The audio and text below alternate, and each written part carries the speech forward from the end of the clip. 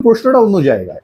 এই ওয়াশিংটন সুন্দর ভারতীয় স্কোয়াডে এলেন বা প্রথম একাদশে এলেন কার জায়গায়, কোন রিপ্লেসমেন্টে তিনি নেন, সেটা রবিচন্দ্রন অশ্বিন। কে রবিচন্দ্রন অশ্বিন?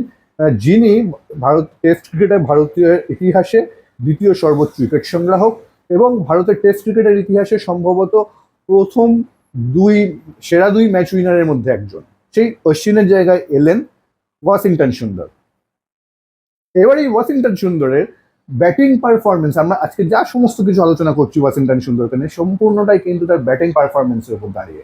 তিনি যে রবি অশ্বিনের জায়গায় এলেন, সেই জায়গায় খেলতে এসে বোলার ওয়াশিংটন সুন্দরের পারফরমেন্সটা ঠিক কিরকম? স্ট্যাটিস্টিক্স বলছে এবছরে তার খেলা 9টা টেস্টের মধ্যে 9টা টেস্টে তিনি 10টা উইকেট পেয়েছেন। আবারও বলছি, এই বছর ওয়াশিংটন সুন্দর যে 9টা টেস্ট এখন অব্দি খেলেছেন সেখানে তিনি 10টা উইকেট পেয়েছেন। তার বোলিং অ্যাভারেজ ব্যাটিং অ্যাভারেজের থেকে বেশি, ফলে বোঝাই যাচ্ছে।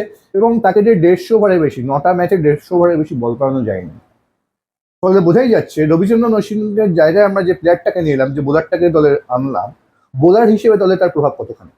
উল্টো দিকে রবিচন্দ্রন অশ্বিন, যাকে বাদ মানে প্রকারান্তরে বাদ দেওয়া একটা পরিবেশ তৈরি করা হয়েছিল, তিনি গত বছর যে 11টা টেস্ট খেলেছিলেন সেখানে খারাপ পারফরমেন্স করুন ভালো পারফরমেন্স করুন, সেই 11টা টেস্টে অবসরে যাওয়ার আগে 47টা উইকেট নিয়েছেন 25 বা 26 অ্যাভারেজে। ভেবে দেখুন একজন। এবং এবং আর একটা গুরুত্বপূর্ণ বিষয় হচ্ছে, আমার কি ডব্লিউটিসি সাইকেলে, এই ডব্লিউটিসি সাইকেলে কোথায় কি ম্যাচ রয়েছে তার শিডিউলটা কিন্তু অনেক আগে থেকে জানা রয়েছে। আমরা কিন্তু খুব অনেক আগে থেকে জানতাম যে এই ডব্লিউটিসি সাইকেলে এক সেনা কান্ট্রিজে ট্যুর কিন্তু দুটো, একটা নিউজিল্যান্ডের বিরুদ্ধে দুটো টেস্টের সিরিজ, আর একটা যেটা হয়ে গেল ইংল্যান্ডের বিরুদ্ধে সিরিজ। বাকি সবটাই কিন্তু হয় দেশের মাঠে, না হলে ম্যাক্সিমাম শ্রীলঙ্কায়। ফলে স্পিনাররা যেখানে একটা বড় ভূমিকা নেবে সরি এই ডব্লিউটিসি সাইকেলের ফাইনালে উঠতে, সেটা কিন্তু আমাদের জানা ছিল। সেটা জানা থাকা সত্ত্বেও 11 ম্যাচে 47 উইকেট নেওয়া বোলারটার ওপর আমরা এমন একটা প্রেশার তৈরি করলাম যাতে করে তিনি অবসরে যেতে বাধ্য হলেন, এবং তার জায়গায় এমন একজনকে নিয়ে আসলাম যিনি ব্যাটার হিসেবে অনেক স্বচ্ছন্দ, ব্যাটার হিসেবে অনেক ভালো পারফরমেন্স করছেন, কিন্তু বোলার হিসেবে যাকে বল দেওয়া যাচ্ছে না। ইডেনের মতো উইকেটে তাকে 1 ওভারের বেশি বল দেওয়া যায়, বল করানো হয়নি।